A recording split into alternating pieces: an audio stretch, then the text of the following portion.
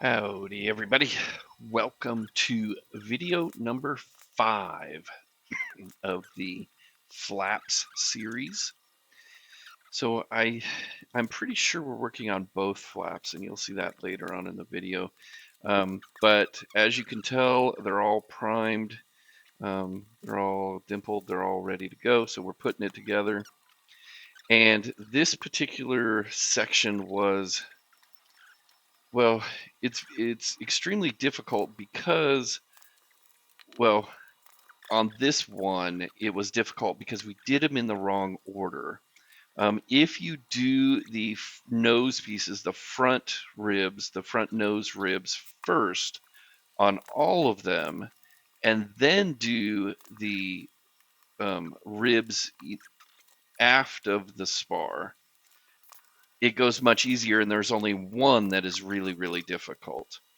But when you are doing them both at the same time, all of them seem to be really difficult. So my advice is do the nose ones first, get all of them attached, and then do the rear ribs.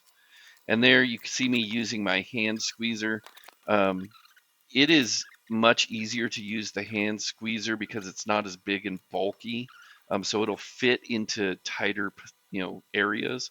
And there it is, the ATS hand rivet squeezer. It's what I got from Aircraft Spruce, and it comes in handy a lot more than I had originally thought it would.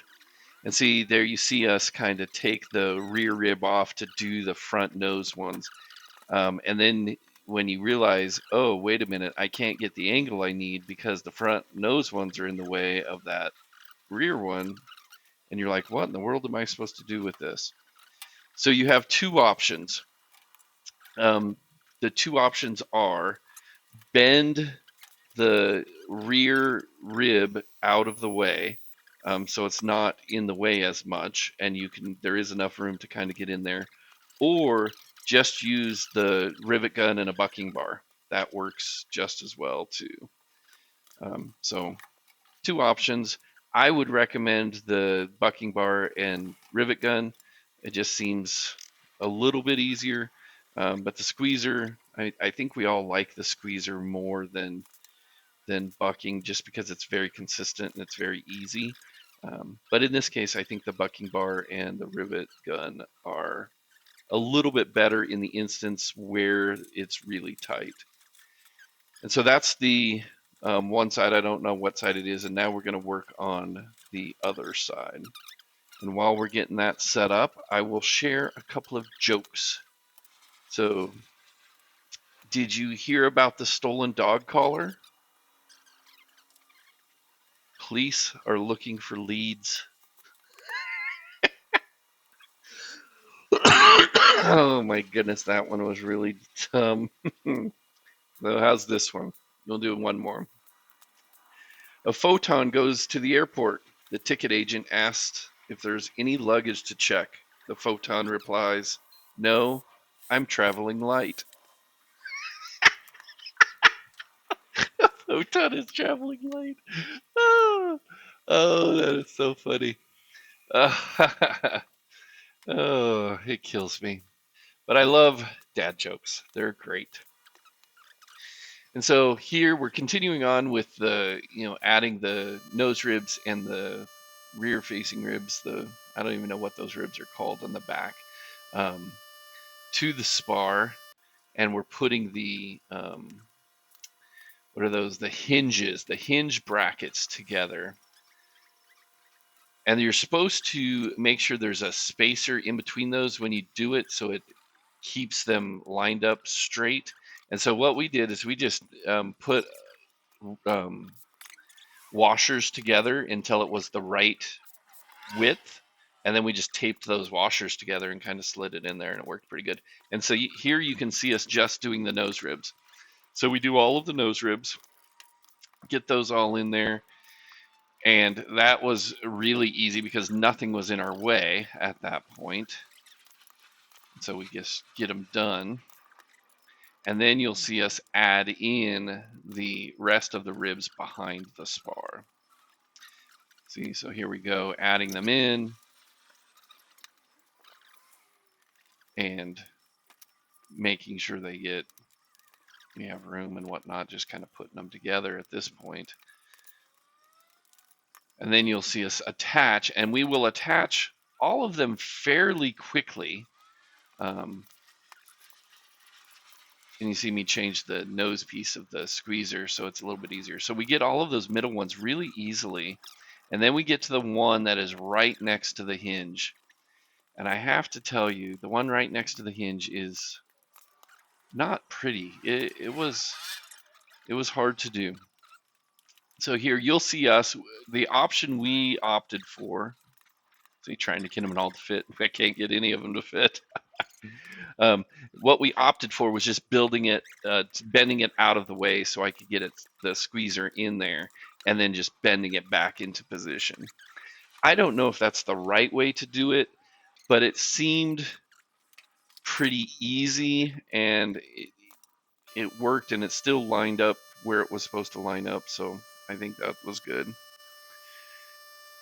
And then the end one, you just use your hand squeezer because it doesn't move that rear spar out all that much, and you don't even have to move it out of the way when you do it the other way with the hand squeezer facing the nose ribs there.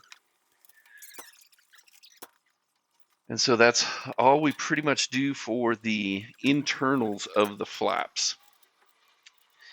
And then we built a couple of extra holders just so we could have both of them at the, kind of in the same position. And so I got my little spindle sander out. That is a nice tool to have here. I'll put a link on that, or a picture of what that thing is too. It is very nice to have for doing the kind of those inside radiuses. Works out pretty well. And then we're putting the nose on, and remember last video I said that you have to do from the nose backwards, and so you see us doing that here. We did learn our lesson, so that was kind of good. And then you'll see us using the new stands that we made, and we'll just drill those into my desktop there. Underneath the carpet is just wood, so I put that in there. And then it sits nice and pretty. So those little stands they have you build, they come in handy. And then you put the top skin on, and then you'll see us shortly here just start riveting the top skin on. And the top skin is it's actually riveted with the 426 3-4, 3-3, whatever rivets they have, but they're the countersunk ones. The bottom skin is done with the pull rivets, the pop rivets. So just so you know, so you got some nice images there of it to a certain extent, the flaps to a certain extent there. Now, the one thing I would recommend is right now you can see my dad holding the bucking bar kind of in on top of the spar itself. I would highly recommend, and I'll show you that in another video because we did do it because we accidentally dropped the bucking bar down into one of those holes, and that's not a good thing ever. But I would highly recommend putting tape, just painter's tape, kind of covering all those holes up. So if you do drop it or happen to drop it, the tape's there, it kind of blocks it a little bit and it won't go down in the hole. So, but that's pretty much where we're at with this video. We get the top skins on both of them fully riveted on, and then the bottom skins are all that we have left after this particular point. So, yeah. Highly recommend put some tape down so it stops your bucking bar from falling down the hole. And that's pretty much it. And I'll end this video with a little bit of explanation. Okay, so flaps. I don't know if you can see it over here. I was able to get the top skin. The top skin was pretty easy. I mean, the instructions are Fleco it to the spar, rivet it to the spar. So you have rivets across the bottom, and then up each of the ribs. So So that was not difficult at all. That was, and I forgot to film it. My dad had said, hey, the camera ran out of batteries, and I said, oh, okay, and then didn't put batteries in it and forgot to record doing the top skins on both of them. So both of the top skins are done for the flaps. And then now it is bottom skins, and the bottom skins have a little thing where you're supposed to do the, find out where the level is, and then make sure this one's the same way, and it is. So it's all nice and fancy, and then every 10th one you put a rivet in to kind of lock it into place so you don't have twist. And so this one's ready to go to get the rest of the rivets done.